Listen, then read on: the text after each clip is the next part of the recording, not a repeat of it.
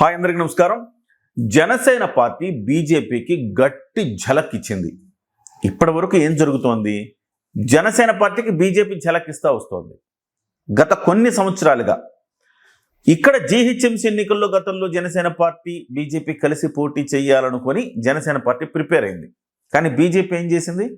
మీరు అంటరాని వారు అన్నట్టుగా పక్కకు పెట్టింది.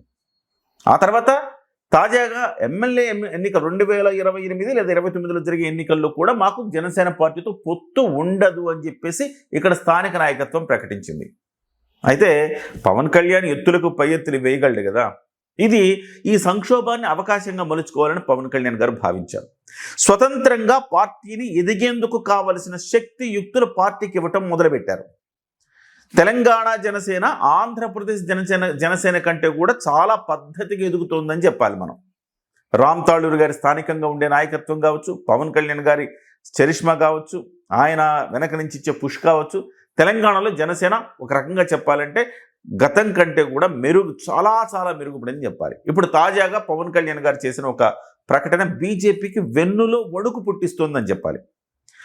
ఇప్పుడు వరంగల్, ఖమ్మం అలాగే నల్గొండ ఈ 3 జిల్లాలకు సంబంధించి గ్రాడ్యుయేట్ ఎమ్మెల్సీ ఎన్నిక జరగబోతోంది త్వరలో. ఆ ఎమ్మెల్సీ ఎన్నికకు జనసేన పార్టీ ఇప్పుడే అభ్యర్థిని ప్రకటించింది.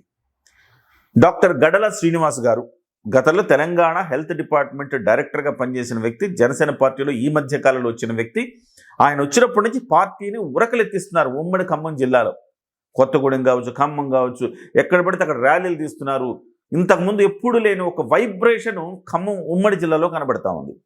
సో ఆయన్ని ఈసారి ఖమ్మం, నల్గొండ, వరంగల్ ఈ 3 జిల్లాలకు సంబంధించి ఎమ్మెల్సీ గ్రాడ్యుయేట్ ఎమ్మెల్సీ ఎన్నికల్లో ఆయన్ని నిలపబోతున్నామని చెప్పేసి జనసేన చేసిన ప్రకటన బీజేపీకి ఒక రకంగా షాకే అని చెప్పాలి.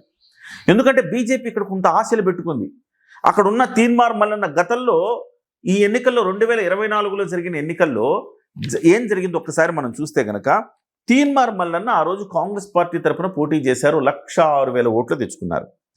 బీఆర్ఎస్ అభ్యర్థి రాకేష్ రెడ్డి ఇతను 87,000 ఓట్లు తెచ్చుకున్నాడు. బీజేపీ అభ్యర్థి ప్రేమేందర్ రెడ్డి 34,000 ఓట్లు తెచ్చుకున్నాడు.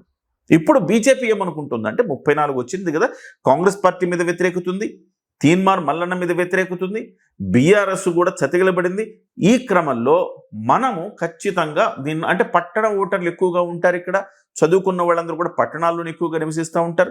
ఈ నేపథ్యంలో ఒక హిందుత్వ ఎజెండా కావచ్చు, పట్టణ ఓటర్ల ఇది అడ్వాంటేజ్ కావచ్చు, ఇవన్నీ తీసుకుని మనం ఎదుగుదామని బీజేపీ అనుకున్నది. కానీ ఇక్కడ సిచ్యువేషన్ ఏంటంటే బీజేపీకి ఇవాళ జనసేన పార్టీ ఇచ్చిన షాక్ నిద్ర పట్టకుండా చేస్తుందని చెప్పాలి. ఇప్పుడు గడల శ్రీనివాస్ గారు జనసేన పార్టీ అభ్యర్థిగా బరిలోకి దిగబోతున్నారు. ఇక్కడ దిగిన తర్వాత ఒకవేళ బీజేపీ కంటే కూడా జనసేన పార్టీ ఎక్కువ ఓట్లు తెచ్చుకుందా, జనసేన పార్టీ ఒంటరిగా బలపడుతుందని అర్థం. బీజేపీకి జ్వరం కాస్తా ఉంది ఇప్పుడు. మరి ఏం జరగబోతోంది అంటే ఏంటి అడ్వాంటేజెస్ ఏంటి అంటే, డాక్టర్ గడల శ్రీనివాస్ గారు ఆయన ఒక తెలంగాణలో అత్యుత్తమ పొజిషన్లో పనిచేసిన ఒక హెల్త్ డైరెక్టర్గా ఉన్నారు. ఆయన ఒక డాక్టర్, విద్యాధికుడు. అలాగే ఆయనకు ఉద్యోగులతోటి సత్సంబంధాలు ఉన్నాయి. At the same time Janasena party charisma, Pawan Kalyan గారి చరిష్మా అవన్నీ కూడా ఉపయోగపడబోతా ఉన్నాయి ఆయనకి. యూత్ ముఖ్యంగా జంచి పవన్ కళ్యాణ్ గురించి ఆలోచిస్తున్నారు. పవన్ కళ్యాణ్ గారు అటువైపు ఇచ్చిన పరిపాలన అందరిలో ఆసక్తిని రేపుతోంది. ఈ కారణాలన్నీ కూడా గడల శ్రీనివాస్ గారికి కలిసి వచ్చే అంశాలు అని చెప్పాలి. సో అదే సమయంలో కాంగ్రెస్ పార్టీ నుంచి చూస్తే ఇప్పుడు అభ్యర్థి లేడు కాంగ్రెస్ పార్టీకి. తీన్మార్ మల్లన్నని కాంగ్రెస్ పార్టీ తీసుకోలేదు. తీన్మార్ మల్లన్న చతికిల పడ్డాడు. ఇప్పుడు తీన్మార్ మల్లన్న మీద 30% కంటే ఎక్కువ మంది పెద్దగా ఆయన బాగా చేసాడని ఎవరు అంటలేదు. సో తీన్మార్ మల్లన్న పోటీ చేస్తాడు, కాంగ్రెస్ పార్టీ పోటీ చేస్తుంది, బీఆర్ఎస్ పోటీ చేస్తుంది, బీజేపీ పోటీ చేస్తుంది, జనసేన పోటీ చేస్తుంది. ఇప్పుడు 5 మంది అభ్యర్థులు పోటీ పడబోతున్నారు. ఇందులో 5 మంది అభ్యర్థుల్లో ఏమాత్రం బీజేపీ కంటే కోట్లు తెచ్చుకోవడమే ఇప్పుడు జనసేన యొక్క స్ట్రాటజీ అని చెప్పేసి మాట్లాడుకోవాలి. ఎందుకంటే ప్రతి సందర్భంలో అంటరాని పార్టీగా చూస్తోంది కదా జనసేన పార్టీని. అది పోనీ జనసేన పార్టీకి నష్టం ఏంటంటే జనసేన పార్టీ మీద ఆంధ్ర పార్టీ అని ఒక ముద్ర వేసే అవకాశం అదొక్కటే కనపడుతుంది తప్ప అంతకుమించలేదు. ఇంకొక కీలకమైన అడ్వాంటేజ్ ఏంటంటే ఖమ్మము, నల్గొండ జిల్లాలో పెద్దగా తెలంగాణ వాదం ఉండదు. ఈయన బార్డర్ జిల్లాలు ఇవన్నీ కూడా. ఆటోమేటిక్గా చాలామంది ఇట్లా వలస వచ్చి ఇటువైపు ఉండే వాళ్ళు ఉంటారు. సో ఇక్కడి నుంచి అక్కడికి బంధుత్వాలు ఉంటాయి.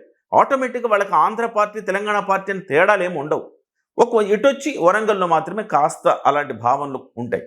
ఇది గడల శ్రీనివాస్ గారు ఈ యొక్క 2 జిల్లాల అడ్వాంటేజ్ని తీసుకోవాలని ప్రయత్నం చేస్తూ ఉన్నారు. సో బీజేపీ కావచ్చు, బీఆర్ఎస్ కావచ్చు, ఇవాళ పోటీలో కొంచెం నిజంగా బీఆర్ఎస్కి కాస్త అడ్వాంటేజ్ ఉందని చెప్పాలి ఇక్కడ ఓవరాల్గా చూస్తే కనుక. ఎందుకంటే కాంగ్రెస్ పార్టీకి అధికారంలో ఉంది కాబట్టి మైనస్, అధికారంలో ఇప్పటివరకు ఉన్నాడు కాబట్టి తీర్మానం మండలానికి మైనస్, బీజేపీకి పెద్దగా ప్లస్లు చెప్పుకోవడానికి ఏమి లేవు. కానీ జనసేన పార్టీకి ఉన్న అడ్వాంటేజెస్ కూడా బీజేపీకి లేవు. ఇప్పుడు బీఆర్ఎస్కి కాస్త గతంలో పరిపాలించింది కాబట్టి ఎంతో కొంతమంది బీఆర్ఎస్కి, దట్టు బీఆర్ఎస్కి వరంగల్లో ఎక్కువ ఓట్లు వచ్చే అవకాశం ఉంది. ఈ 2 జిల్లాల్లో జనసేన పార్టీ గట్టిగా ఫోకస్ చేసిందంటే డెఫినెట్గా గట్టి పోటీ అయితే ఇవ్వగలుగుతుంది. గెలిచేస్తుందని మనం చెప్పలేం, కానీ గట్టి పోటీ ఇవ్వటం మాత్రం ఖాయంగా కనపడుతుంది. ఇక్కడ తెలుగుదేశం పార్టీ మద్దతు చాలా కీలకంగా పోతుంది. క్షేత్రస్థాయిలో తెలుగుదేశం ఓటర్లు ఇప్పటికే చాలా బలంగా ఉన్నారు. పార్టీ లేదు కాబట్టి కానీ తెలుగుదేశం పార్టీ ఇప్పుడు బీజేపీకి ఇస్తుందా మద్దతు, జనసేనకి ఇస్తుందంటే జనసేనకే మద్దతు ఇస్తుంది. బీజేపీ తెలుగుదేశం మద్దతు తీసుకునే అవకాశం కూడా లేదు. ఎందుకంటే జనసేననే వద్దంది, తెలుగుదేశం పార్టీని బీజేపీ ఎందుకు తీసుకుంటుంది? తీసుకోదు. కాబట్టి తెలుగుదేశం మద్దతు కూడా జనసేన పార్టీకి రాబోతోంది. ఏమో గుర్రము ఎగరను వచ్చు అన్నట్టుగా, ఏమో గడల శ్రీనివాస్ గారు ఎమ్మెల్సీగా గెలవను వచ్చు, కానీ గెలిచినా గెలవకపోయినా వీళ్ళ టార్గెట్ ఒకటే, ఒక ప్రయోగంగా చేస్తున్నారు. బీజేపీకి మించి ఓట్లు తెచ్చుకోగలిగితే అది నైతిక విజయం జనసేనదే అని మనం బల్లగుద్ది చెప్పచ్చు.